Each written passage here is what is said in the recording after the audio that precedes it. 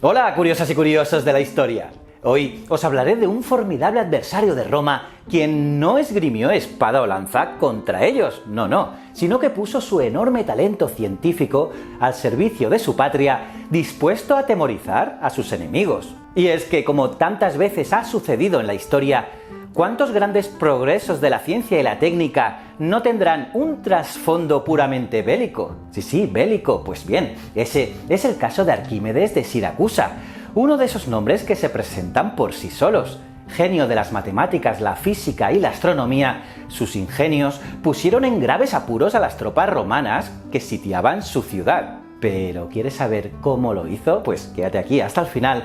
Y no olvides suscribirte, activar las notificaciones si te mola el canal y, claro, la historia, y un buen like, que eso siempre ayuda. Soy JJ Priego, esto es Historias de la Historia, y aquí siempre contamos la historia de otra forma. ¿Quieres saber más? Acompáñame.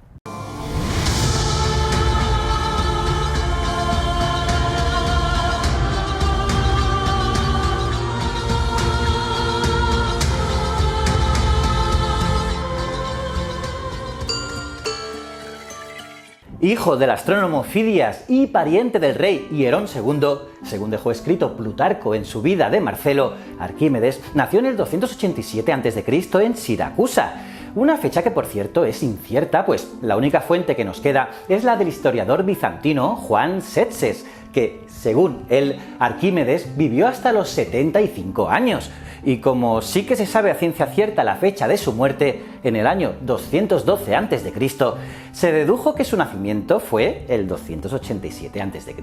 Pues bien, poco se sabe de su vida personal, si tuvo esposa o tuvo hijos. El historiador siciliota Diodoro Sículo sostuvo que Arquímedes se educó en Alejandría, que en aquellos tiempos era la cuna de la ciencia en todo el Mediterráneo. Y quizá fue allí, empapándose del saber que atesoraba el museo y la biblioteca, donde se formó en matemática e ingeniería. No se sabe tampoco a qué edad volvió a su Siracusa natal, pero seguro que mantuvo buenas relaciones con los gobernantes egipcios, pues uno de sus inventos inmortales, el tornillo de Arquímedes, fue diseñado para extraer el agua que se acumulaba en la sentina del enorme Siracusia, el que era el barco más grande de su época. Un barco que, por cierto, fue diseñado por el propio Arquímedes, a petición del rey Hierón, y que acabó siendo enviado a Alejandría como regalo para el rey Ptolomeo III. Sí, Ptolomeo III de Bargetes. Pues bien, resulta que en el año 214 a.C. la situación de Siracusa y de Sicilia entera era muy delicada. Aníbal seguía en Italia luchando contra las legiones de Cayo Claudio Marcelo, pero el desembarco de nuevas tropas cartaginesas en Agrigento y la defección del Consejo de Siracusa, hasta aquel momento filo-romano, truncó el tenso equilibrio. Además, el rey Jerónimo de Siracusa, afín a Roma, murió en circunstancias bastante extrañas, y dos hermanos cartagineses de nacimiento, llamados Hipócrates y Epícides, se hicieron con el control de la ciudad, y lo hicieron realizando una purga de amigos de Roma y pactando deliberadamente con Cartago una nueva alianza. Así que cuando Marcelo desembarcó en Sicilia, los acontecimientos dieron un vuelco. Los dos hermanos fueron expulsados de Siracusa y acabaron refugiándose en Leontino. La feroz represión romana sobre los rebeldes, acompañada del asesinato a sangre fría de, 2000 desertores romanos ordenado por el propio Marcelo, crearon un movimiento pro-cartaginés en todo el oriente siciliano, que concluyó con la apertura de las puertas de Siracusa a los dos hermanos y la declaración de hostilidades abiertas contra Roma. Y así la cosa ya estaba liada, y fue justo en aquel momento cuando entró en escena nuestro protagonista.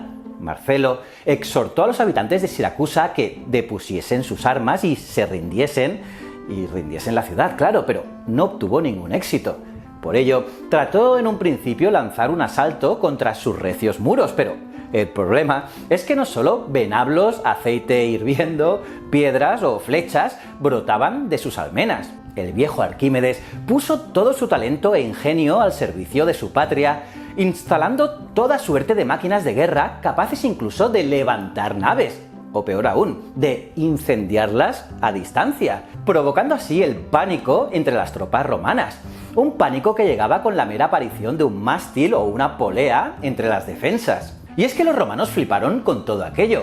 Y con todo eso, el asalto acabó convirtiéndose en un bloqueo, pues era una temeridad acercarse a la ciudad con todos aquellos mecanismos dispuestos a echar a pique la flota romana. Y de todos los grandes mecanismos tecnológicos de Arquímedes, unos mecanismos que tienen más de 2000 años, conocemos bien dos de ellos: la garra de Arquímedes y el rayo de calor, o también llamado el fuego griego o el fuego de Arquímedes.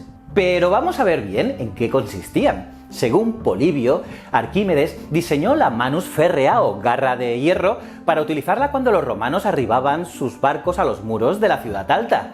Y así, desde las almenas, en la parte superior de las murallas, aparecía una especie de grúa en cuyo extremo pendía un enorme gancho de metal. Y aquel artefacto caía sobre el navío incrustándose en su proa. Entonces era izado y balanceado desde las almenas, provocando que el agua entrase por las aberturas de popa, y después se libraba bruscamente el gancho, haciendo que la nave cayese de golpe, se escorase por el agua que le había entrado y yéndose después a pique. Vamos, terrible para cualquier navío romano. En cambio, el famosísimo rayo de calor de Arquímedes consistía en utilizar espejos ustorios, que son espejos cóncavos de gran tamaño, para concentrar los rayos solares que reflectan en un único punto de la nave.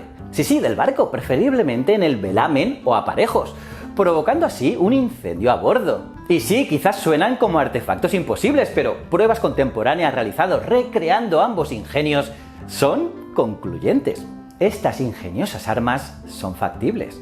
Vamos, que Arquímedes era un adelantado a su época. Sí, el tío era un crack. Entonces, pasaron 2 años y ya corría el verano del 212 a.C. y después del tedioso bloqueo, todo parecía estancado hasta que, quizás por el azar o por la delación de algún traidor, Marcelo descubrió un lienzo de muralla más accesible que los demás. Y en una noche en la que los siracusanos celebraban una gran fiesta, irrumpió en el nuevo barrio de Epípolas, saqueando después los barrios adyacentes de Tiche y Neápolis. Y es por ello que Epícides se encerró en la vieja Ortigia, manteniendo entre la isla y Achradina la resistencia siracusana. El cartaginés Himilcón llegó poco después en el auxilio de sus aliados, pero todos sus ataques fueron repelidos por las legiones de Marcelo. Y la situación se volvió a estancar, pero esta vez el enemigo a batir no portaba escudo ni espada. Debido a la insalubridad del entorno y tanta muerte y destrucción por doquier, se desató una peste que asoló a cartagineses y romanos por igual, dejando a los primeros sin mucho de sus mandos. Algo tremendo. Y tras el último fracaso de Himilcón de liberar el asedio, uno de los caudillos mercenarios hispanos que defendían Siracusa, de nombre Méricus, negoció en secreto con Marcelo unas condiciones ventajosas si le abría las puertas de la Achradina. Y así sucedió. Toda la ciudad, incluida Ortigia, cayó en manos romanas, una ciudad que fue saqueada a conciencia. Y entre la confusión, Epícides escapó a Agrigento en busca de Bomílcar, otro comandante cartaginés, pero no se volvió a saber nada más de él. Y Marcelo desplumó el tesoro de la ciudad y sus más afamadas obras de arte, llevándoselas consigo a Roma para exhibirlas en su triunfo. Y sí, hubo muchas víctimas del pillaje romano, pero la más sonada fue la del genio que había mantenido a raya a la flota durante tantos meses. Y es que a pesar de la expresa prohibición de violentarle, ordenada por el propio Marcelo, Arquímedes murió durante aquel asalto final.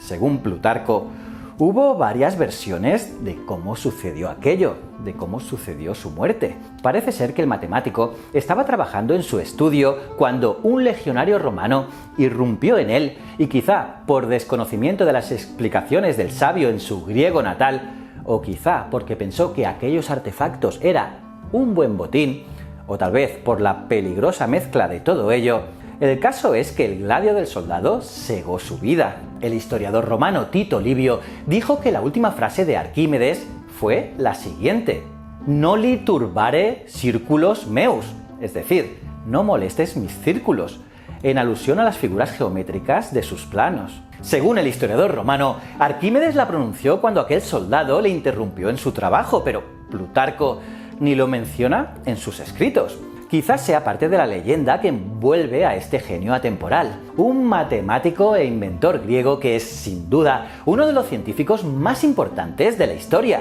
reconocido por tantas cosas: el principio de Arquímedes, el tornillo de Arquímedes, la hidrostática, las palancas, y en campos como las matemáticas, la física, la ingeniería o la astronomía. Y como bien dijo él, quien sabe qué hacer, sabe también cuándo. Y nada más por hoy. ¿Qué piensas de su historia? ¿La conocías? Pues déjame saber tu opinión en los comentarios. Y no olvides suscribirte, dale a la campanita si te mola el contenido de historia, un buen like. Aquí te dejo otro vídeo que tienes que ver sí o sí porque es brutal. Y estos botones son para que conozcas mis otros canales aquí en YouTube. Nos vemos en un próximo vídeo. Y recuerda, el conocimiento es un requisito esencial para la supervivencia.